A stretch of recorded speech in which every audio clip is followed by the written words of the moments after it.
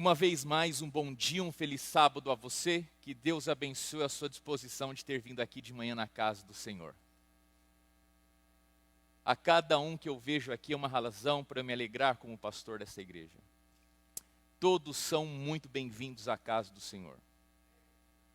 Eu oro diariamente para que quando nós nos reunimos aqui, cada um de nós tenhamos a nossa maneira, o nosso modo de percebermos, enxergarmos, ouvirmos a palavra do Senhor e através da Bíblia sermos abençoados por Deus. Que Deus te abençoe. Que Deus abençoe você ricamente. Como eu já disse, nós estamos começando aqui agora uma série de sermões. Na verdade, o que eu vou falar hoje tem que ver com um link entre aquilo que eu falei no mês passado e aquilo que nós iremos falar nos próximos sábados. A nossa série, ela é intitulada A Volta às Aulas e o Falso Dilema entre Fé e Razão. A função da escola e a fé em Deus é o título do sermão de hoje. A função da escola e a fé em Deus. Eu quero convidar você a permanecer conosco sábado após sábado. Quantos aqui, alunos ou pais de alunos, ou seja, quantos já foram para a escola ou quantos dos pais aqui já enviaram seus filhos para a escola nesse ano letivo? Levante a sua mão, por favor. Bem alto. Ótimo. Deus abençoe a todos vocês, pais e alunos nas escolas. Que seja um ano de crescimento no conhecimento. Agora eu preciso dizer algo aqui a você, querido pai, querido aluno. Como cristãos adventistas do sétimo dia, nós acreditamos na Bíblia e em tudo aquilo que a Bíblia nos ensina. E a Bíblia nos orienta, pais, como educar os nossos filhos. E a Bíblia orienta filhos como vocês devem se comportar diante dos pais e da vida aí fora. E a minha oração, meu desejo é para que o ano letivo de você, pai e aluno, seja dirigido pela Bíblia. E nesta manhã eu gostaria de convidar você a abrir a sua Bíblia comigo no livro de Hebreus. Nós vamos a Hebreus no capítulo 11, no verso 3. Melhor, Hebreus 11, verso 1. Livro de Hebreus, capítulo 11, verso 1. Uma vez mais, nesta manhã estou falando a você sobre a função da escola e a fé em Deus. A função da escola e a fé em Deus. Enquanto você vai abrindo as palavras da Bíblia, o livro de Hebreus está no Novo Testamento, mais da parte do meio para o final. Queridos, como pastor, eu não tenho obrigação de saber de tudo com profundidade, mas eu tenho o dever moral de pesquisar e me preparar para trazer e apresentar a palavra do Senhor. No entanto, nós vivemos numa sociedade hoje multifacetada. As realidades dentro de um grupo de pessoas é muito diversa. Embora grande parte de nós, se não todos, viemos juntos do Brasil, chegando aqui, nós nos encontramos e a nossa vida começa a encontrar caminhos diferentes.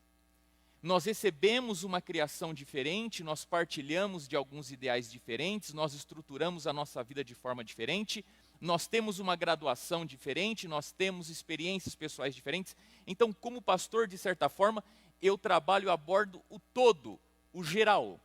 Diferente quando eu vou numa visita familiar ou faço um aconselhamento pastoral, eu procuro trabalhar mais as questões ligadas ao indivíduo nas suas características. Mas como pastor, nesse momento, eu tenho que olhar o todo, de forma geral.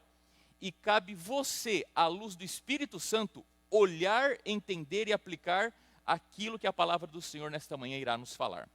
Dessa forma, e dito isso, eu convido você a ler comigo. Livro de Hebreus, capítulo 11, verso 1, diz assim: Ora, a fé é a certeza de coisas que se esperam, a convicção de fatos que se veem. Uma vez mais, ora, a fé é a certeza de coisas que se esperam, a convicção de fatos que não se veem. Eu gostaria de introduzir nesta manhã o assunto a partir da perspectiva da função da escola. Qual é a função da escola na vida dos nossos filhos? Basicamente, de forma bem resumida, bem sintetizada, de uma maneira bem simples. A escola, quando recebe os nossos filhos, ela trabalha basicamente 2 tipos de conteúdo com os nossos filhos.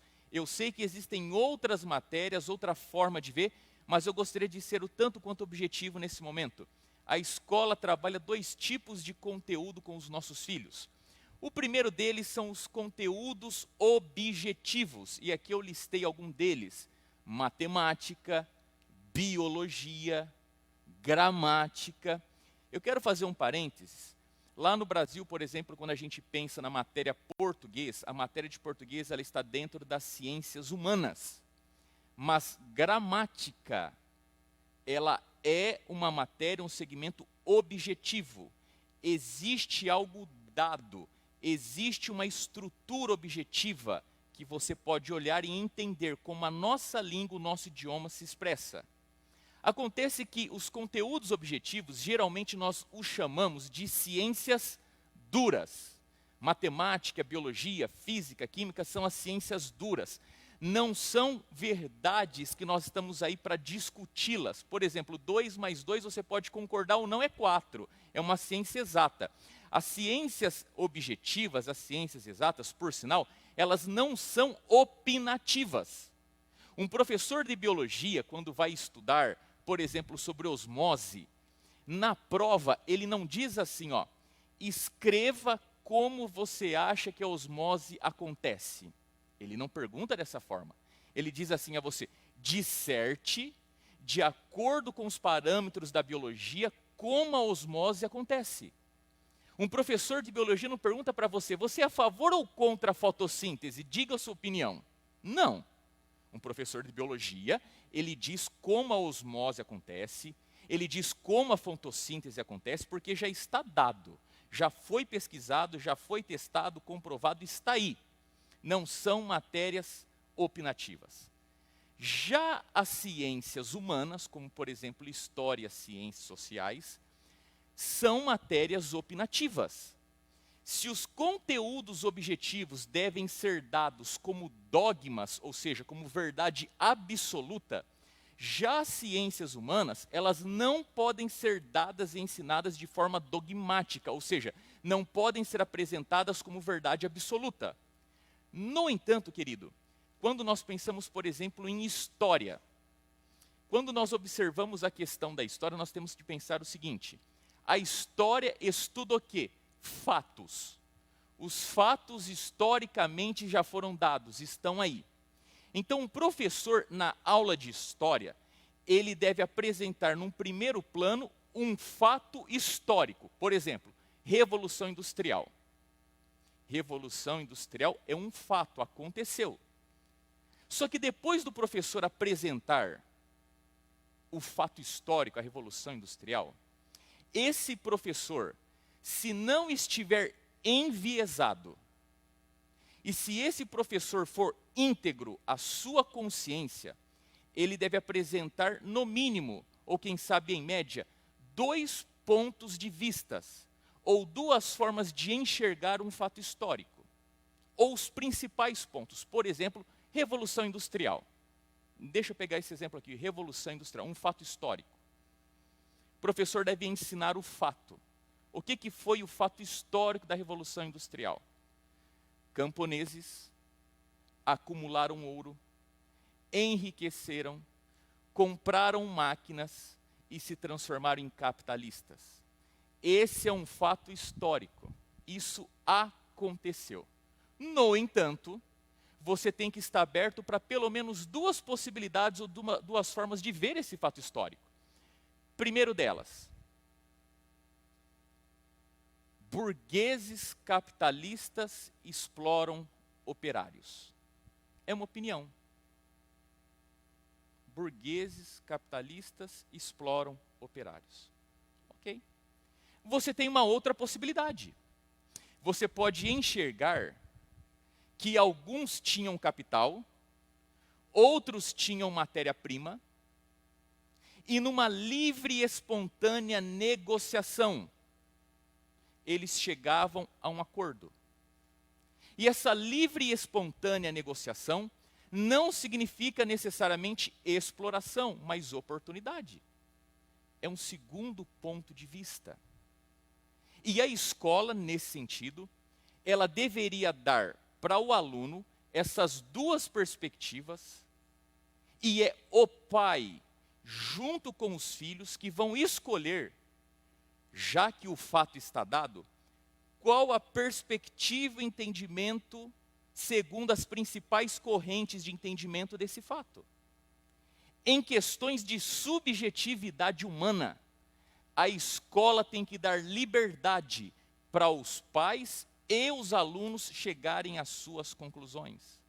A escola, na subjetividade humana, ela não pode ser dogmática. Agora, querido, partindo desse pressuposto, eu queria falar a você 3 coisas ou 3 pontos sobre a escola atualmente. Primeiro deles, você já ouviu falar em alguma escola, algum professor, que a criança vai para a escola e a criança ali na escola tem que ser ensinada a pensar? Você já ouviu isso em algum lugar? Nós temos que ensinar as crianças a pensar. Eu queria lembrar você, se nós nascemos normais, sem nenhuma deficiência, nós nascemos seres pensantes. Nós já nascemos com a habilidade de pensar. A escola não está aí para ensinar ninguém a pensar.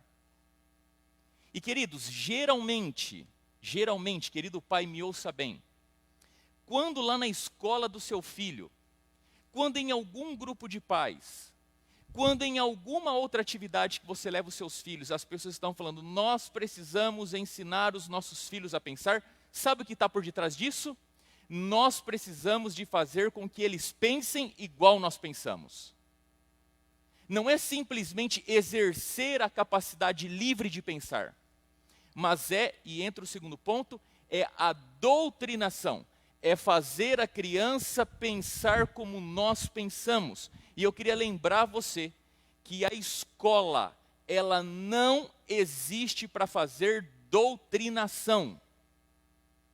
E preste bem atenção, enquanto a doutrinação está acontecendo, o conhecimento não está crescendo. Enquanto a doutrinação está acontecendo, o conhecimento não está crescendo. Pai e mãe, nós não enviamos os nossos filhos para serem doutrinados. Pastor, mas e na escola adventista? Vou te dar um exemplo. Quando eu estava no 3º ano do ensino médio, no IASP, hoje NASP, lá em Hortolândia, eu tive a felicidade de ter excelentes professores. Bom, ao longo de toda a minha vida. E eu me lembro de um casal, marido e mulher, ambos professores de biologia, professor Wellington e professora Lucimara Romagnoli. Excelentes professores, excelentes cristãos. O professor Wellington é aquele indivíduo que tudo que ele faz muito bem feito. Excelente professor, excelente jogador de basquete, excelente saxofonista, excelente pregador, excelente amigo. E o professor Wellington, no 3º ano do ensino médio em biologia, foi falar para nós sobre como explicarmos a existência do mundo. Eu estava dentro de uma escola confessional, de uma escola adventista. E ele disse a nós alunos que existem 2 principais versões para o fato de a Terra existir. Uma versão que é a versão evolucionista e uma outra versão que é a versão criacionista. E eu me lembro, e isso me marcou, o professor Wellington, com muito respeito, com muita ética, com muita responsabilidade e equilíbrio, nos mostrou como a mente científica e o mundo secular estruturou a teoria da evolução.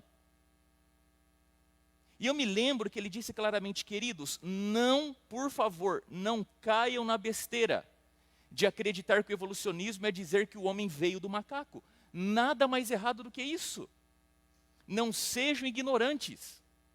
Mas ele também, com muita ética, muito respeito, muito equilíbrio e com muita convicção, nos ensinou sobre a teoria da criação, o criacionismo. E disse então para nós alunos, em algum momento da vida, vocês vão ter que, junto ou separado dos pais, escolher o que vocês vão querer. E, obviamente, por estarmos numa escola adventista, ele ser um professor adventista, ele apoia e suporta o criacionismo. Mas acontece que ele deixou a oportunidade para o aluno escolher em face de duas possibilidades sobre aquele fato. Respeitou o que é escola, o que é aluno e o que o pai que paga a escola espera que ele faça. Ensinou o conteúdo, não ficou procurando nos doutrinar. Outro ponto, querido, educação crítica. Temos que ensinar os nossos filhos a serem críticos. Temos que ensinar os nossos filhos a fazerem crítica. Queridos irmãos, vocês acham mesmo que os nossos filhos têm condição de fazer crítica? A maioria das crianças, dos adolescentes e dos jovens vivem num mundo mental de um verdadeiro deserto de ideias. E será que são esses que chegaram agora no mundo, 15, 20 anos de idade, que vão criticar a história de um mundo de 6.000 anos? Será que no passado não houve alguém que sobre algum assunto se dedicou um pouco mais? Será que no passado não tem alguém que viveu aquela experiência e aprendeu alguma coisa dali e deixou registrado na história? Será que somos nós que vamos criticar aquilo que já está dado? Eu não estou falando sobre sermos ignorantes, eu estou falando sobre sermos humildes e entendermos que nós, em determinado momento da nossa vida, não estamos aí para aprendermos a sermos críticos, estamos aí para aprendermos aquilo que durante 6.000 anos foi construído. Um amigo meu me contava, ele estuda na USP, que ele tinha um professor. Bom, o professor ainda está vivo, mas naquela época era professor dele, hoje não é mais. E esse professor era muito estrito com o horário. Muito estrito com o horário. Chegou 1 minuto atrasado, não entra mais na sala de aula. E um dia, esse meu amigo dentro da sala de aula, percebeu que um rapaz chegou 15 minutos atrasado. Todos perceberam. Mas como o professor estava embalado no conteúdo e não queria interromper a aula, deixou que o indivíduo entrasse. A porta estava aberta e o indivíduo entrou e sentou lá atrás. E o professor está falando, passam 2, 3 minutos, o indivíduo levanta a mão. E todo mundo já ficou surpreso. O cara acabou de chegar, atrasado. O professor não falou nada, deixou ele assistir, ele quer levantar a mão e participar. E ele levantou a mão e falou assim: professor, eu acho... Mas meu amigo, segundo esse meu amigo, o professor falou assim: você acha, rapaz? Você chegou aqui atrasado, 15 minutos de aula, o mundo já existe há 6.000 anos e você acha alguma coisa? Você não tem que achar nada. Os nossos filhos não são enviados para a escola para aprenderem a serem críticos de nada. Os nossos filhos têm que ir para a escola para quê? Para serem instruídos. Para receber conhecimento, informação. Os nossos filhos são enviados para a escola para aprender sobre as ciências exatas, sobre as ciências humanas. E querido pai, querida mãe, ao invés de reforçar nos nossos filhos educação crítica, me permita dar uma sugestão a você. Os nossos filhos devem ser excelentes estudantes em todas as áreas. Quando eu cheguei na Andrews há 4 anos e meio atrás, eu tive uma grata surpresa. Eu entrei na sala de aula e ali tinha gente de vários lugares do mundo, de diversas idades, mas para minha surpresa eu não encontrei ali estudantes. Pelo menos não da forma que eu fui criado e vi a minha vida inteira no Brasil. Eu encontrei dentro daquelas salas de aulas profissionais do estudo. Homens e mulheres que desde a forma de se assentar, de manusear o computador, de interagir com os amigos, interagir com o professor, prestar atenção na aula, eram estudantes profissionais. São homens e mulheres hoje que na infância foram ensinados que a gente não vai para a escola para passar tempo, que o professor não está ali para ser um cara legal. foram treinados para serem profissionais dos estudos. Pai e mãe, a primeira atividade profissional do seu filho é ser um exímio estudante. Os nossos filhos nesse país ou são levados por nós ou vão de ônibus para a escola. As escolas aqui são verdadeiros templos, repletas de tecnologia, de conforto, de segurança. Os nossos filhos têm que ir para a escola para se tornarem profissionais do estudo. E pai e mãe, ajude o seu filho e a sua filha a dominar pelo menos 2 tipos de matérias. Primeiro, matemática. Matemática. Não pela matemática em si, mas pela lógica presente nos fundamentos da matemática. Uma criança que domina matemática, o seu cérebro é dominado por uma lógica tal, que a maneira como ela vê e interpreta o mundo e a realidade é muito alinhado com aquilo que vai torná-la uma pessoa de sucesso nessa vida. E quando eu digo de sucesso, eu não estou falando financeiramente apenas.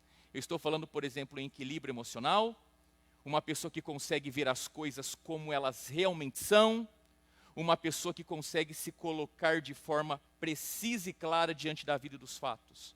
Esforce e ajude seu filho a dominar matemática, a lógica por detrás dos fundamentos da matemática. Segundo conteúdo, no nosso caso, nossos filhos, o inglês. Os nossos filhos terem domínio do idioma. E quando eu falo idioma, eu falo inclusive gramática. Ensinar os nossos filhos os fundamentos gramaticais desse idioma. Queridos, uma pessoa que tem a lógica matemática, uma pessoa que tem uma mente estruturada e conhece os fundamentos do seu idioma, gramática, essa mente está muito bem alinhada, ajustada, para olhar para a realidade, interpretar a realidade como ela realmente é, processar essa informação e saber se colocar e se expressar no mundo e na vida. Querido pai, ao invés de ficar nessa conversa de ensinar filho a pensar, de levar o filho para ser doutrinado na escola, e ao invés de ficarmos ensinando os nossos filhos, com mente ainda vazia ou pouco habitada, a serem críticos, estimule os seus filhos a serem profissionais do estudo, tendo em mente o domínio, principalmente, do idioma, na parte gramatical, e na matemática, na parte lógica. E eu gostaria aqui de falar sobre esse livro, Gradativa Reforma Psicológica na Escola. Da década de 70, esse francês, o Pascal Bernardin, ele começou uma pesquisa na década de 60, 63 mais exatamente, e ele fez esse livro depois aí de 30, 40 anos de pesquisa. O nome do livro é Maquiavel Pedagogo, ou Ministério da Reforma Pedagógica. E ele fala sobre a gradativa reforma psicológica na escola. O que o Maquiavel, o que o Pascal Bernardin, ele viu na pesquisa que ele fez? Que nas escolas está acontecendo uma mudança psicológica nos alunos. E a minha pergunta para você é, para que serve a escola? Para que a escola serve? Qual que é a finalidade da escola? Queridos, a finalidade da escola é uma, é instruir o seu filho. É isso que a escola serve. Veja que no passado no Brasil não era Ministério da Educação, era Ministério da Instrução. Nós não mandamos os nossos filhos na escola para serem educados. Educação é um atributo intransferível do pai e da mãe. Educação é um atributo intransferível do pai e da mãe. Escola não educa, igreja não educa, quem educa é pai e mãe.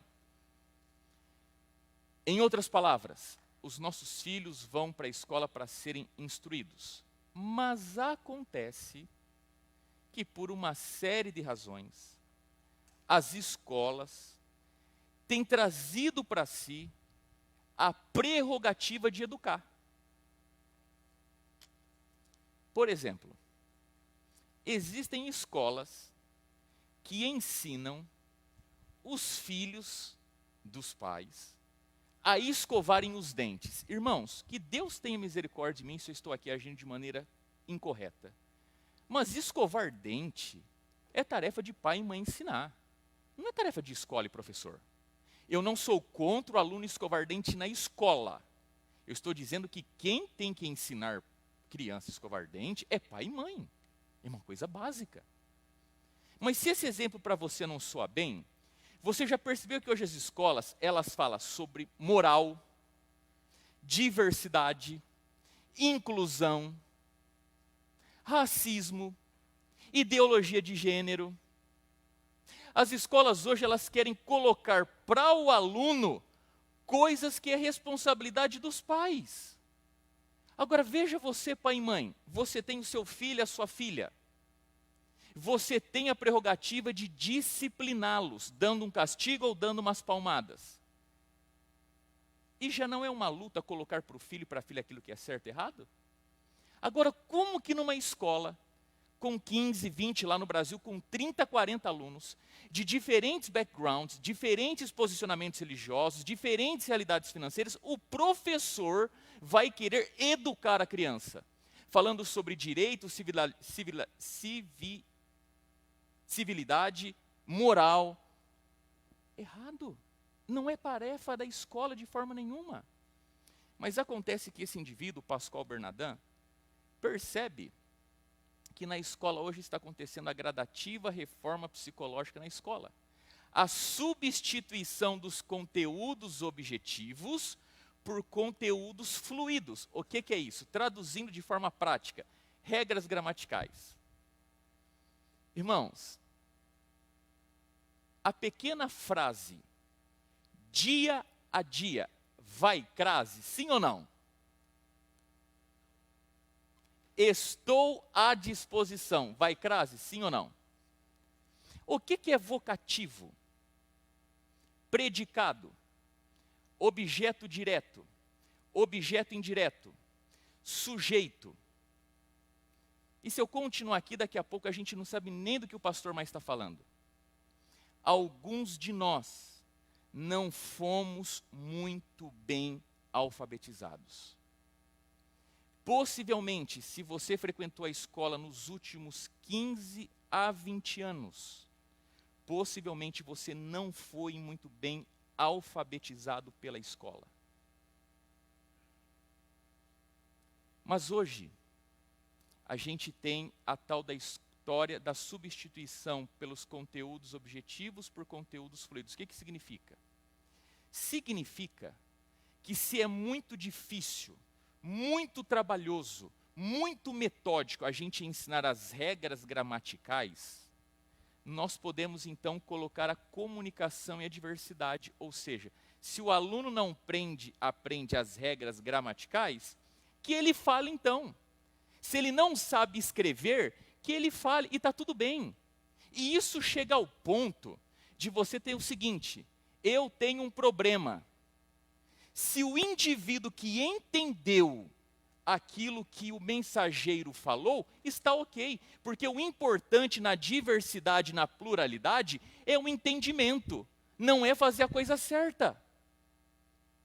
E veja só o estado que nós estamos chegando. Cada vez mais os nossos filhos sabem menos. E outra coisa, numa sociedade onde as pessoas são fracas, são extremamente sensíveis, numa sociedade onde nós estamos deitados em berço esplêndido do sentimentalismo, o professor está acuado e não consegue dizer para o pai que o filho está indo mal na escola.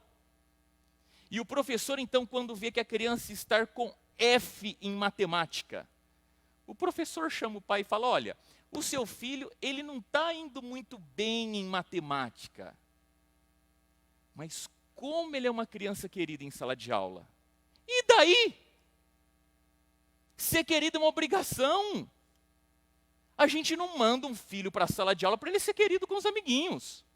A gente manda o filho para a sala de aula para ele ser bem instruído em matemática.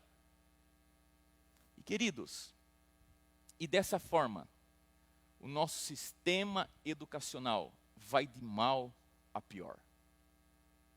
E por isso eu reforço que se você, pai e mãe, quiser formar filhos vencedores, embora você tenha e deva mandar os seus filhos para a escola, não transfere a arte de educar para a escola. Mantenha isso sobre a tua responsabilidade e competência. Agora veja só, ainda sobre a escola, autoridade e hierarquia. Queridos, dentro da sala de aula, existe uma autoridade e existe uma percepção de hierarquia. Quando nossas crianças alcançaram a idade de ir para a escola, o meu filho mais velho, Martin, foi para a escola, foi lá para o kindergarten da escola adventista da Andrews. E lá naquela classe estava uma professora, a Mrs. Kernot. Ela naquele ano estava há 26 anos na mesma sala de aula, no kindergarten. 26 anos. E a mulher brilhante na forma de tratar essas crianças. E eu me lembro que quando nós chegamos com meu filho ali na escola, ali não tinha a tia Kernot, ali tinha a Mrs. Kernot, uma autoridade. E aquela mulher, eu percebia claramente que ela não estava ali para agradar o meu filho. Não estava ali para fazer do ambiente de sala de aula um ambiente feliz, alegre. Ela não estava ali para ter o meu filho, ou fazer o meu filho ter experiências lúdicas na sala de aula. Ela estava ali com uma autoridade do ensino. Eu me lembro que um dia, buscando eles na escola, eu cheguei no parking lot um pouco acima da velocidade. Tá bom, bem acima da velocidade. E de longe, ela me olhou e fez assim, ó. You!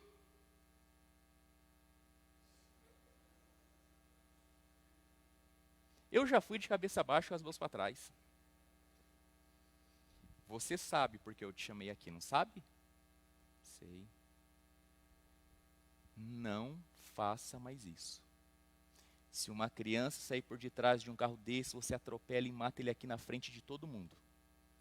Vai estragar a sua vida e a vida de uma outra família. Hoje um professor, uma professora não pode falar assim nem com o aluno. Queridos, dentro da sala de aula existe uma autoridade e existe uma hierarquia a ser respeitada. E eu quero pedir um favor a você, pai e mãe. Mesmo que os seus filhos tenham um péssimo professor, uma péssima professora, não fale mal dos professores na frente dos filhos. Eles ainda não têm maturidade para entender o que significa uma professora ser uma professora boa, uma professora ruim, uma professora má, uma professora sem jeito, uma professora que pega muito no pé. Respeite diante dos filhos os professores e as professoras. Isso cabe inclusive com o pastor também, tá, irmãos? Não fale mal dos professores na frente dos filhos. Ao contrário, ensine os filhos que na sala de aula existe uma autoridade, uma hierarquia a ser respeitada. Se o teu filho for ensinado a respeitar o pai e a mãe, um professor, uma professora e a Deus, possivelmente ele será uma pessoa de respeito e se dará o respeito. Esforço. Escola não é lugar de diversão, de brincadeira, de lazer, de ser um ambiente legal. Escola é lugar de instrução. E aprender dói. Aprender não é tarefa fácil. E dói a ponto de chorar em alguns casos. E quantos de nós, diante de um exercício de matemática, de uma prova de biologia, já choramos? E choramos com razão. Por quê? Porque estudar é uma atividade de esforço. E querido pai, querida mãe, encoraje o seu filho a ser esforçado, a se debruçar diante daquilo e não desistir enquanto não terminar. E se for necessário, chore junto com ele, mas permita que o seu filho, ele vá fundo no esforço, para ele sentir o sabor da vitória, da realização, da completude. Poder dizer para si, eu chorei, eu me esforcei, mas eu consegui. Os nossos filhos não devem ir para a escola para precisar ali de serem confortados, consolados, bem queridos, bem agradados, bem tratados. Não, eles vão para a escola para se esforçarem. Estudar é esforço, diariamente, um dia após o outro. E memorização. O que tem que ver com memorização? É muito comum hoje, num college, num nível de mestrado, você pedir para um aluno duas coisas. Ele ler uma página e você pergunta para ele o que ele leu, ele não sabe te explicar. Não consegue fazer interpretação de texto no college, em nível de mestrado. Não consegue. Você pergunta, semana que vem eu vou falar sobre isso. Pergunta, ele não sabe. Peça então para fazer um resumo daquilo. Ele vai te dar uma cópia. Não tem a mente lógica para entender o que está escrito e não tem a mente gramatical para colocar no papel aquilo que ele acabou de ler e entender. Sabe por quê? Primeiro estágio da educação é a cópia. Como que nós aprendemos a falar? A gente ouve alguém falando que isso é Bíblia e a gente, por cópia, diz que isso é Bíblia. Só que tem um segundo estágio. É o estágio da memorização. Depois que nós aprendemos a copiar, nós temos que aprender a memorizar. E hoje tem uma crítica tremenda. Não, porque a gente não pode só forçar o aluno ter memorizado na cabeça a matéria. Queridos, nós temos que povoar a nossa mente com informação. E informação vindo através do esforço e da memorização. Querido pai, incentive o seu filho a decorar as regras que ele aprende na escola das diversas matérias e conteúdos. Incentive o seu filho a memorizar a Bíblia. Uma mente adestrada na arte de memorizar vai ser uma mente bem povoada, bem habitada. Dito isso, eu quero falar para você agora sobre a questão da fé. E a gente vai entender qual é a relação dela com a escola. Mas antes de falar sobre fé, eu preciso falar para você sobre fé e fideísmo. E esse é um assunto muito caro para mim. Eu pude ter contato com esse assunto com o professor Dr. Rodrigo Silva.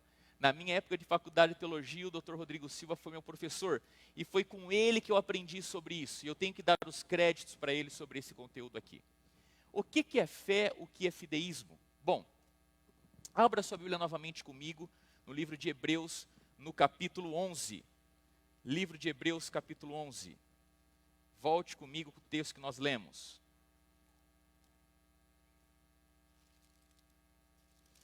Livro de Hebreus, capítulo 11, diz assim no verso 1. Ora, a fé é a certeza de coisas que se esperam, a convicção de fatos que não se veem. E eu queria convidar você aqui a nós sermos honestos e francos com o texto que nós acabamos de ler. Quando a gente lê o texto assim, dessa maneira, não dá a impressão que fé é algo cego? Fé é a coisa que eu espero, é aquela que eu não consigo ver. Aparentemente, parece que fé é alguma coisa sem evidências e sem prova. É acreditar de forma cega. Queridos, o homem ele já decodificou o DNA. Nós já descobrimos o átomo, as partículas subatômicas. Nós já conseguimos sistematizar a teoria da relatividade de Einstein. Nós já passamos pelo renascentismo, pelo iluminismo, pelo modernismo. E a minha pergunta para você é, faz sentido nós falarmos sobre fé? Faz sentido nós falarmos sobre fé, que embora a nossa sociedade seja baixa culturalmente, isso a gente não negue, mas a gente está avançado em muita coisa. Qual o sentido de falarmos sobre fé? Aliás, pergunto a você o seguinte, você já percebeu que o assunto fé, ele não está hoje na vida como ela realmente é? Por exemplo, nós estamos vivendo inflação. Você já ouviu algum economista atribuindo o fenômeno inflação aos poderes do inferno? Você já foi em algum médico e o médico para curar você fez pangelância? Você já foi em algum psicólogo ou psiquiatra para tratar algum estado comportamental seu e ele falou que aquilo era possessão demoníaca? Ou seja, a linguagem religiosa não está mais presente nas expressões que nós usamos para descrever a realidade.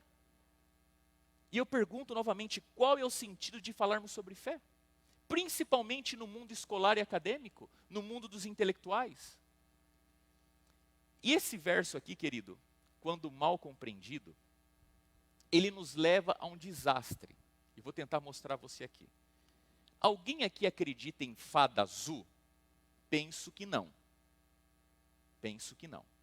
Mas pode ser que alguém diga, não, eu acredito em fada azul. Fada azul existe. Eu tenho fé que fada azul existe. E a pessoa ainda diz assim para você, veja, você não pode me dizer que não existe, porque você não pode provar que fada azul não existe. Isso é verdade, a gente não pode provar que não existe. Mas é bem isso que a gente faz com as questões da fé. A gente usa esse verso para endossar a ideia do seguinte, uma vez que as pessoas não podem provar que Deus não existe, sim, Ele existe, Ele está aí. E não é isso que o texto está querendo dizer. E antes de falar sobre o que é fé, eu gostaria de dizer para você o que não é fé. Primeiro, fé não é pensamento positivo. Fé não é pensamento positivo. Algum lugar eu ouvi a seguinte frase, fé é você ver o invisível, tocar o intangível, alcançar o impossível. Excelente frase. Mas isso não é fé. Isso é pensamento positivo. E querido, eu queria lembrar você que alguns de nós somos otimistas, alguns de nós olhamos o lado mais bonito da vida, alguns de nós temos uma natureza propensa a pensar positivamente sobre as coisas, outros não. Outros são pessimistas, mais apegados às coisas negativas da vida. Eu me lembro de uma história de um pai que tinha 2 filhos gêmeos, mesma idade, criados debaixo do mesmo teto. E o pai um dia decidiu presentear ambos. E para o filho pessimista, o pai deu uma bicicleta novinha, colocou em cima da cama dele. Para o filho otimista, o pai pegou uma caixinha de sapato, colocou esterco, estrume de cavalo e colocou em cima da cama do menino. Os meninos então correram para o quarto e quando o filho pessimista viu a bicicleta novinha, olhou por todos os cantos e saiu reclamando. Como que o senhor me dá uma bicicleta e não compra um capacete, joelheira, cotoveleira? Eu posso cair e me machucar, nossa rua é uma ladeira cheia de pedra. Já o menino mais novo, o otimista, olhou aquela caixa cheia de cocô de cavalo e saiu gritando pela casa, pai, cadê meu cavalo? Eu quero ver o cavalo, pai, me dá o cavalo logo. Um otimista, um pessimista. E queridos, existem muitos otimistas que são ateus, sequer não acreditam em Deus.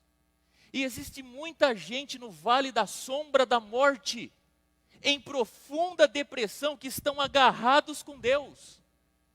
Fé não é pensamento positivo. Fé não é capacidade de superação. Use a sua fé para vencer os seus gigantes.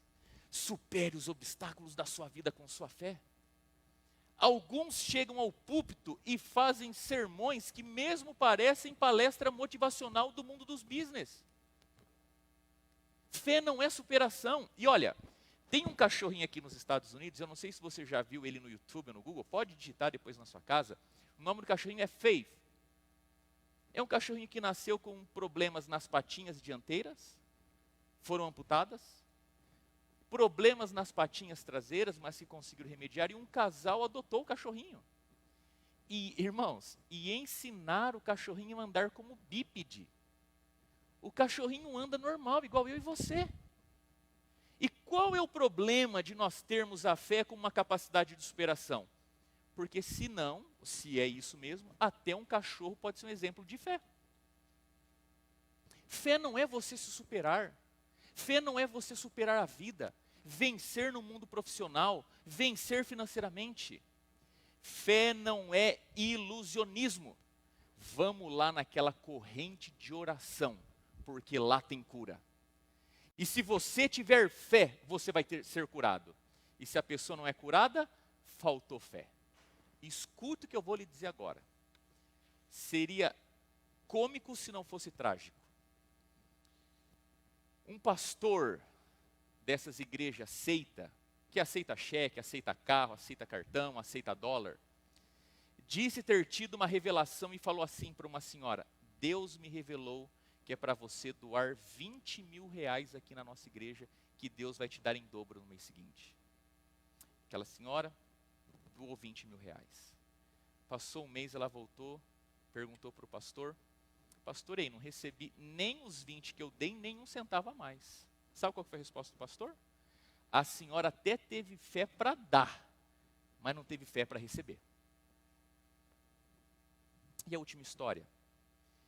Num programa de televisão, um indivíduo desses estava dizendo o seguinte: se a sua vida está muito parada, se as coisas não estão acontecendo, se está tudo estagnado, ore para Deus para mudar o seu anjo. Porque possivelmente você esteja sendo acompanhado por um anjo arpeiro. Você precisa de um anjo guerreiro. Irmãos, eu também rio, mas é trágico. Porque as pessoas vão sendo enganadas, dilubriadas, e no final, sabe o que acontece? Se revoltam, se rebelam contra Deus. Fé não é ilusionismo. E por fim, fé não é um meio para conseguir algo. E esse daqui eu gostaria de chamar a tua atenção. Fé não é um meio para conseguir. Tenha fé que você consegue. Tenha fé que você vai alcançar. Se você tiver fé, vai dar tudo certo. Abra sua Bíblia comigo em Hebreus no capítulo 11. A gente vai ler o verso 8 até o verso 10. Hebreus 11, verso 8 até o verso 10. Pela fé, Abraão, quando chamado, obedeceu a fim de ir para um lugar que devia receber por herança, e partiu sem saber aonde ia. Pela fé peregrinou na terra da promessa como em terra alheia, habitando em tendas como Isaque e Jacó, herdeiros com ele da mesma promessa, porque aguardava a cidade que tem fundamentos, do qual Deus é arquiteto e edificador. Ou seja, pela fé, um dia Abraão saiu da sua parentela, da sua cidade, de Ur dos Caldeus, e saiu em viagem. Foi pela fé. E Abraão está aqui em Hebreus capítulo 11, porque ele é o pai da fé. E Hebreus capítulo 11 é a galeria dos heróis da fé. Agora veja o que está escrito no verso 13. Todos esses morreram na fé, sem ter obtido as promessas. Ou seja, o pai da fé, que está dentro da galeria dos heróis da fé, ele e todos esses outros morreram sem receber aquilo que esperavam. E qual que é o problema? Queridos, o problema é um só. O que adianta eu prometer para você um carro e você morrer andando de ônibus? Você percebe que fé não é um meio para alcançar o que eu quero? Porque esses homens tinham uma promessa e nenhum deles viram o cumprimento da promessa. E deixa eu te falar aqui, se fé fosse um meio para a gente alcançar o que a gente quer, me diga sobre aqueles momentos chaves na vida que aparentemente Deus falhou com você. Já aconteceu de você orar, clamar, pedir, e aquilo era um negócio necessário, importante e vital, e você depositou toda a sua fé, e nada aconteceu. Ou pior, aconteceu justamente aquilo que você não queria. Fé não é um meio para a gente conseguir o que a gente quer. Você viu comigo o que não é fé, mas o que é fideísmo? O passo antes de eu chegar na fé. Queridos, fideísmo é fé cega. Imagina só comigo, você está no quarto andar do seu apartamento, do seu edifício. Um fogo começa a tomar conta do seu edifício, do seu apartamento. E de repente você olha assim para o teu lado direito, lá está a porta que te leva para a escada. E você olha que para essa direção tem pouco fogo e pouca fumaça. Para a sua esquerda, muito fogo, muita fumaça e uma janela que dá para a sacada que você obviamente cai do quarto andar. Só que enquanto você está nessa indecisão de ir para lá ou para cá, aparece desse lado, com muito fogo, com muita fumaça, um homem de chapéu. casaco preto, com algumas tiras luminosas, com alguns distintivos, uma máscara, uma toalha molhada, e ele fala assim para você, ó, vem comigo, eu vou te trazer por aqui e você pula do quarto andar, porque lá embaixo tem pessoas e equipamento esperando por você. Pergunta, o que você faz? Você vai para a esquerda ou para a direita? Você vai com o bombeiro? Mas para cá está bem melhor o ambiente. Por que você vai para cá? Sabe por quê? Porque você tem fé no bombeiro. Não, pastor, eu não tenho fé no bombeiro. Tem. Você tem fé porque você tem evidências de que aquele homem sabe o que está fazendo. Embora a circunstância esteja complicada, difícil, é fogo, é fumaça, é quarto andar, ter que pular, você tem evidências de que aquele homem é o especialista. Ele estudou, se preparou, já passou por aquilo. Aquele homem sabe o que ele está fazendo muito bem. E por você ter essas evidências todas na sua mente, você vai exatamente com ele. Ou seja, você não vai de forma cega. Você tem demonstrações, você tem evidências que você pode seguir com aquele homem, ainda que as aparências sejam difíceis. Mesma situação, você está lá nessa indecisão e aparece diante de você um menininho de 9 anos de idade, um menininho que sofre de esquizofrenia, eu falo respeitosamente desse problema. Mas ele está ali, tremendo igual vara verde, sem ter noção nenhuma do que fazer e de como as coisas estão indo. E de repente ele quer pegar a sua mão e falar assim com você, ó, vem comigo que eu te levo para cá. Você vai? Por que você não vai? Porque carece de evidências de que aquele menino sabe o que está fazendo. E queridos, muitas vezes nós confundimos fé com fideísmo. Muitas vezes achamos que acreditar em Deus é alguma coisa cega, que dispensa prova, que dispensa um lado racional, que dispensa experiências passadas. Deus não nos chama a uma fé cega. Deus não nos chama a acreditarmos sem evidência. Não seja um fideísta, ou seja, não se coloque na condição de acreditar de forma cega. Óbvio, nem tudo nós entendemos, nem tudo nós podemos compreender, mas Deus nos deu muitas, inumeráveis evidências para termos fé, ou para exercermos fé.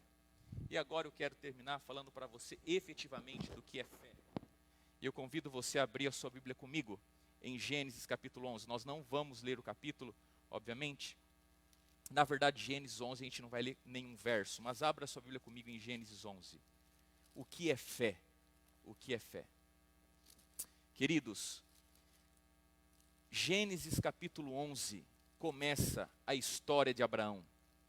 E você pode estar pensando, não pastor, é Gênesis 12. Não, é Gênesis 11. Embora o nome de Abraão não seja mencionado, em Gênesis 11 nós temos o começo da história de Abraão.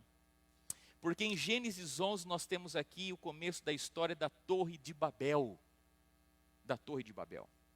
E a gente sabe que o líder e um dos construtores da Torre de Babel foi um homem chamado Nimrod. Nimrod foi neto de um filho de Abraão. Abraão teve 3 filhos, Sem, Cão e Jafé. Noé, perdão, obrigado, muito obrigado. Noé. Sem, Cão e Jafé foram os filhos de Noé. Acontece que o Cã, foi o filho rebelde de Noé. E o filho rebelde de Noé gerou um neto rebelde, Nimrod. O seu nome significa rebelar. E aqui na Torre de Babel, é quando, evidentemente, de fato, acontece uma divisão em 2 grupos. É aqui onde nós vamos ter um grupo que vai se insurgir, se levantar contra o povo de Deus. Mas acontece que o Noé teve um segundo filho, o Sem, está na parte de baixo do capítulo, de onde vêm os semitas. Abraão veio do povo semita, os judeus vieram de Abraão, Jesus veio do povo judeu, o cristianismo veio de Jesus e nós estamos aqui. No mesmo capítulo, 2 realidades, 2 povos.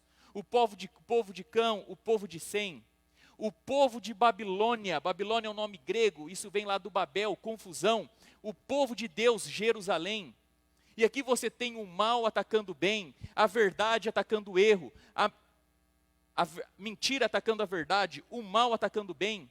O grande conflito, queridos, de Gênesis capítulo 15 até Apocalipse capítulo 18, nós temos claramente as cenas do grande conflito, o bem contra o mal. E por que eu estou te dizendo isso nessa manhã? Isso é para você e para o seu filho e para a sua filha, queridos, nós vivemos em guerra. Nós vivemos em guerra. Nós não podemos criar os nossos filhos para um mundo de um verdadeiro mar de rosa. Os nossos filhos e nós somos confrontados. Os nossos filhos e nós somos ofendidos. Os nossos filhos e nós somos rejeitados. Os nossos filhos e nós somos excluídos. Queridos, eu preciso falar a verdade. Cada vez mais nós vamos ser colocados no canto, no espremido, no corredor final da vida. A nossa fé, se realmente for vivida, nos colocará em uma posição de dificuldade. O mundo está estruturado de forma que existe um grande conflito entre aqueles que servem a Deus contra aqueles que não servem a Deus. A verdade contra a mentira, o bem contra o mal, Deus e o príncipe das trevas. Por isso, pais, nós precisamos formar filhos fortes. Nós precisamos formar filhos que sejam intrépidos. Nós precisamos formar filhos que tenham coragem de falar a verdade ainda que caiam os céus. Homens e mulheres que não se vendam, tão fiéis ao reto, à verdade, como a bússola é o polo. Nós não podemos deixar os nossos filhos crescer, acreditar que o melhor da vida está por vir aqui nessa vida. Acontece que no capítulo 12, no verso 1, nós lemos assim: Ora, disse o Senhor a Abrão, sai da tua terra, da tua parentela e da casa do teu pai e vai para a terra que te mostrarei. É interessante que no hebraico essa expressão sai da tua terra, ler-lehá, sai da tua terra, significa sai por ti mesmo, sai por vontade própria, sai por confiança, queridos.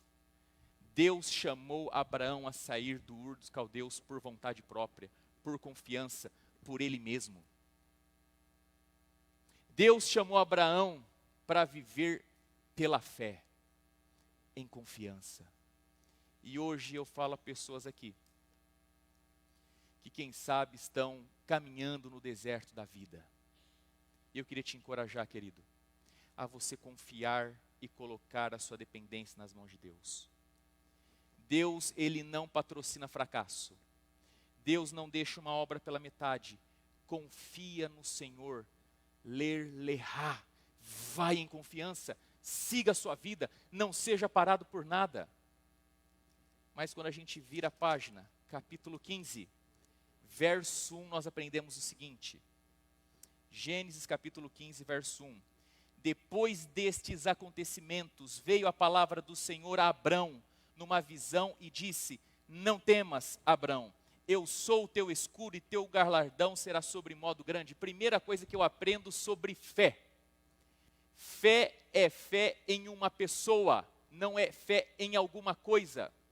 Eu não tenho fé na Bíblia, eu não tenho fé na igreja, eu não tenho fé no pastor, eu tenho fé em quem? Em Deus. E Deus para Abraão se revela como um ser pessoal e relacional. Nós temos fé em um Deus que se importa comigo e com você. Livro de Salmos. Quem é o homem para que o Senhor se lembre dele? Deus te leva a sério mais do que você mesmo. Deus se importa com a sua vida. E para Abraão, Deus chegou e disse: não temas, Abraão, eu sou o teu escudo. Para você, querido, que nessa manhã está no vale da sombra da morte, para você que é atormentado por uma forte depressão, para você que está no abandono, para você que está na incerteza da vida e do futuro, Deus chega para você hoje e diz: não temas, eu sou o teu escudo, eu sou o teu galardão, venha com fé junto comigo e eu estarei com você por todos os dias. Nós temos fé em um Deus, em uma pessoa e não em uma coisa. Segundo elemento da fé, Gênesis capítulo 3, diz assim, Gênesis capítulo 15, verso 3, disse mais Abrão, a mim não concedeste descendência? Perdão, irmãos, verso 2, respondeu Abrão, Senhor Deus, que me haverás de dar, se continuo sem filhos, e o herdeiro da minha casa é Damasceno Eliezer? Essa é a primeira vez na Bíblia que o pai da fé vai falar. E sabe qual é a primeira coisa que o pai da fé fala? Uma dúvida, um questionamento. A primeira coisa que a gente sabe sobre a fala de Abraão é que ele tem um questionamento, ele tem uma dúvida. Senhor, como saberei? Queridos, é que eu aprendo algo. A fé, ela exige um questionamento mínimo. A fé, ela exige um questionamento mínimo. A fé admite um questionamento mínimo. O mínimo de questionamento é compatível com a fé. Eu não estou encorajando você a duvidar de tudo e de todos. Eu estou dizendo que sim, é possível nós termos fé e ainda assim nós fazermos perguntas. E existem algumas coisas que correm aqui no nosso meio que me chamam a atenção. Por exemplo, já escutou isso? Deus ajuda a quem? Queridos, o Deus que eu conheço, Deus ajuda quem cedo madruga, é verdade? E quantos madrugam e vão morrer pobre? Deus ajuda quem se ajuda. O Deus que eu conheço, Ele é especialista em ajudar, inclusive a quem não pode se ajudar. Quantos de nós não temos nada a fazer por nós mesmos e nessa hora Deus entra em cena na nossa vida? Eu já ouvi em algum lugar, quando alguma coisa acontecer com você, não pergunte por quê. Pergunte para quê. Queridos, honestamente, quando as coisas terríveis acontecem na nossa vida, a nossa primeira reação é perguntar por quê, Senhor? Por quê? E eu louvo a Deus por Jesus Cristo, porque a penúltima coisa que Jesus disse na cruz foi o quê? Deus meu, por que me desamparaste? A fé admite a possibilidade da dúvida, do questionamento. Aliás, queridos, quanto mais perto eu me chego de Deus, melhor eu vejo que Ele é grande e infinito. E quanto mais eu olho Ele como grande e infinito, mais dúvidas surgem. Eu fui para a universidade para descobrir que os professores que estão lá 40 anos de estudo, confessam que não sabem tudo e que até hoje carregam dúvidas. Mas a gente vê um outro lado da fé. Se em algum momento a fé complementa aqueles momentos que eu não tenho explicação, veja o que está dizendo no verso 5. Então conduziu até fora e disse, olha para os céus e conte as estrelas, se é que podes. E lhes disse, será assim a tua posteridade. O que Deus está dizendo para Abraão aqui? Abraão, você tem dúvidas e eu vou te dar evidências. Olha para o céu. Tudo que está aqui, você não pode contar. Assim será a tua posteridade. Se a fé admite um mínimo razoável de questionamento, a fé também demanda evidências. Queridos, nós não acreditamos cegamente. Deus nos deu evidências e mais evidências a respeito da sua existência. Leia a Bíblia, olhe o livro da natureza, olhe a sua vida. No verso de número 7, Deus fala assim, Abraão, eu te tirei da terra de Ur dos Caldeus. Olha para trás, Abraão, e você vai ver evidências e mais evidências que eu sempre tive contigo. Queridos, nós não somos ignorantes com respeito à questão da existência de Deus. Acontece que alguns de nós ainda estamos como no hall do berço. Alguns de nós ainda estamos como no jardim, presos a algumas poucas histórias lindas da Bíblia. Mas eu quero aqui agora exatamente conectar o mundo da escola com o mundo da fé. Nós já vimos o que não é fé, nós vimos o que é fideísmo, nós vimos que nós temos fé em alguém, nós vimos que a fé admite um nível básico de dúvida, nós vimos que a fé demanda evidências, e aí nós lançamos o nosso filho e a nossa filha para a escola, e sabe o que ele encontra quando ele chega lá? Ele encontra gente preparada, treinada, estudada, gente capaz para desbancar as evidências da existência de Deus. E aí tem o nosso filho, que até hoje só foi alimentado com algumas poucas histórias bonitas, que quando pisa na primeira aula de biologia no high school, já tem dúvida se Deus existe ou não. Que quando entra na primeira aula de história, e o professor vem com alguns conteúdos, já duvida se o cristianismo foi bom para a construção do Ocidente. E os nossos filhos estão crescendo, e estão sendo mais fideístas do que tendo fé. Porque se nós criarmos os nossos filhos à luz da fé, eles saberão lidar com os questionamentos e terão respostas para dar razão da sua fé, como está em 1 Pedro capítulo 3, verso 15. Esteja pronto para dar razão da sua fé. Eles terão argumentos básicos necessários para explicar que eles não acreditam cegamente em Deus, mas eles têm evidências na ciência, na história, na matemática, na lógica, na Bíblia, na arqueologia. Não que eles provarão que Deus existe, isso ninguém pode. Mas eles não serão intimidados, não serão acovardados, e saberão, pela graça de Deus, poderão ser sal e luz no ambiente o qual eles estarão. E aqui, queridos, de maneira prática, para eu terminar, eu quero mostrar para você o seguinte. Eu gostaria de sugerir para a minha igreja aqui alguns livros e um conteúdo da Novo Tempo. Eu já disse para você que os nossos filhos, quando forem para o college, deveriam ter lido toda a série Conflito, o livro Patriarcas e Profetas, Profetas e Reis, Desejar Todas as Nações, Atos dos Apóstolos e Grande Conflito. Isso vai dar para o seu filho a noção do que é ser um adventista do sétimo dia. Mas me permita mostrar para você alguns livros, para você e para os seus filhos.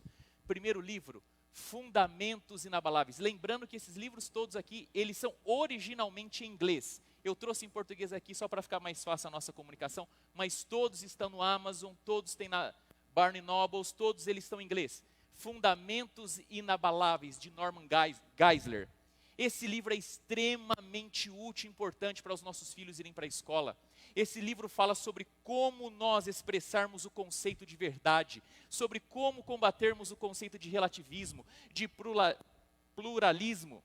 Esse livro fala sobre as questões bioéticas hoje, por exemplo, como clonagem. Você está falando, pastor, clonagem? Pergunta para o teu filho que está no ensino médio, no college, o que eles falam disso lá. O que eles ensinam sobre isso? Sobre aborto, sobre drogas, Fundamentos Inabaláveis, livro extraordinário. Olha esse livro aqui. Não tenho fé suficiente para ser ateu. Irmãos, são livros assim que você tem que brigar para soltar. Não tenho fé suficiente para ser ateu. Como que você pode, diante de um mundo secularizado, um mundo ateísta, mostrar a validade da fé? Conversar com um professor, conversar com um amigo de mestrado, conversar com um amigo de high school e falar assim, o que eu acredito tem base, tem fundamento. Um outro livro, Em Defesa da Fé, do Lee Strobel. Lee Strobel é alguém que mora em Chicago, jornalista investigativo. Lá atrás, na década de 70, sua mulher chegou em casa e falou assim, eu quero ir para a igreja com os nossos filhos. Ele era ateu, não queria saber da verdade, de Deus. E para fazer a sua mulher mudar de ideia, começou a fazer uma investigação jornalística contra a fé. Resumindo, hoje é um dos maiores apologetas, um dos maiores defensores do cristianismo nesse país e no mundo. Se converteu. E esse livro dele aqui, o Em Defesa da Fé, Em Defesa de Cristo, mostra uma série de entrevistas com pessoas de diversas áreas que mostram que o cristianismo, a fé, são coisas válidas. Esse último livro, Em Guarda, William Lane Craig, esse homem é um filósofo. Ele percorre universidades nos Estados Unidos e na Europa, participando de debates. Escreve lá no YouTube, William Lane Craig. Você vai assistir grandes debates dele como cristão, com pessoas ateus. Livros extraordinários para os nossos filhos. Quantos aqui conhecem a TV Novo Tempo? Levante a mão, por favor. TV Novo Tempo, vai lá no YouTube, digita TV Novo Tempo, Origens. Origens é um canal que tem lá no YouTube da TV Novo Tempo. Irmãos, eu não quero ser leviano com a palavra, mas quando eu assisto com os meus filhos, com a minha esposa, Origens, eu tenho orgulho, no bom sentido, se é que existe, da capacidade da nossa igreja de produzir boas coisas. Essa série Origens, obviamente, fala das nossas origens, uma perspectiva criacionista, mas fala de um monte de outras coisas, dinossauro, história, o que for. E por fim, o programa Evidências, do Dr. Rodrigo Silva.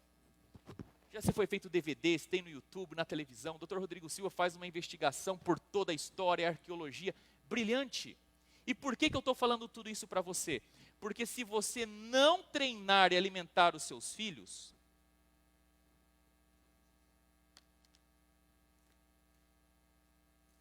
eu não sei. E finalmente, queridos, e eu sei que eu preciso de terminar, e eu vou terminar aqui, Abacuque capítulo 2, verso 4. Abacuque é um livro pequenininho do Antigo Testamento, ele fica antes de Sofonias e depois de Naum. Antes de Sofonia, depois de Naum. Eu vou ler para você. Diz assim, Abacuque capítulo 2, verso 4, na última parte. Mas o justo viverá pelo quê? Mas o justo viverá pela fé. O que significa viver pela fé? Queridos, na mentalidade ou no idioma do Antigo Testamento, do hebraico, não se expressa conceitos abstratos. É uma mentalidade, um conceito de coisas mais concretas, mais tangíveis, mais palpáveis. Por exemplo, a Bíblia, para descrever como Enoque andava com Deus, como é que a Bíblia fala? Enoque o que todos os dias? Caminhava com Deus. Para falar sobre os sentimentos impenitentes de Faraó, e o coração de Faraó o quê? Se endureceu. Você percebe a maneira concreta como o idioma é abordado e trabalha? E o que é fé aqui nesse verso? Como que o justo viverá pela fé? Imagina que você está em alto mar, sem força, cansado, abandono, não pode nem beber água dali, é água salgada. E você está quase afogando e de repente na sua frente aparece um toco, pedaço de madeira flutuando. E ali é a tua única chance de salvação. E você faz o que com aquele toco? Você o quê? Se agarra. Aquele toco é tudo para você. É a tua chance, não tem outra. E você se agarra naquele toco. E fé aqui é a palavra emuná. É você se agarrar, é você pegar com firmeza. Da palavra emuná vem a palavra amã, firmeza. Da palavra amã vem a palavra amém. Eu coloco a minha confiança nisso, eu creio nisso. Ou seja, o justo viverá de que forma? O justo vai viver agarrado, em firmeza com Deus. Queridos, não há tempo para estarmos em cima do muro. Se quisermos viver uma vida justa, se quisermos sermos justos, se quisermos andarmos nos caminhos do Senhor e que os nossos filhos andem no caminho do Senhor, nós precisamos de nos agarrar com Deus com toda a força, como se Ele fosse, de fato, a nossa única chance de salvação. Existem duas possibilidades para esse verso. O justo viverá ou pela sua capacidade de se agarrar a Deus, ou o justo viverá pelo fato de Deus o agarrá-lo de tal maneira que ele não será solto. Em ambas as possibilidades, querido, é você com Deus. É você com o Senhor. O justo viverá pela emuná. O justo vai viver por aquilo que ele é capaz de agarrar, de abraçar, de se apegar, de não soltar. Porque daquilo depende a vida dele. Querido pai, querida mãe, querido menino, querida menina, jovem, adolescente, se agarre a Deus, se apegue ao Senhor e procure as evidências da fé. Procure ver o que Deus deixou aí, na natureza, na Bíblia, na sua vida. Demonstrações claras, visíveis e reais, que que apontam que Deus não apenas existe, mas que Ele é tudo na sua vida. Querido Deus, querido e bom Deus, permita-nos agarrarmos ao Senhor como a nossa única chance de salvação. Que os nossos filhos na escola sejam protegidos e guardados. Mas se não tiver jeito, e se eles tiverem que ser bombardeados, que eles possam resistir bravamente. Que eles possam ser fortes, ser ensinados nas ciências seculares, mas terem domínio da ciência da fé. Saberem o que acreditam, por que acreditam e explicar da razão daquilo que acredita. Abençoe a nossa vida. Nos ajude a nos agarrarmos ao Senhor com toda a nossa força e com todo o nosso coração. Dá-nos um bom restante de sábado, em nome de Jesus. Amém. Querido, que Deus te abençoe. Que Deus abençoe a sua vida, a sua casa, os seus filhos. Os diáconos sinalizarão a nossa saída ordenada. Eu vou estar nas portas despedindo de todos vocês. Um bom e feliz sábado. Que a bênção de Deus esteja sobre você.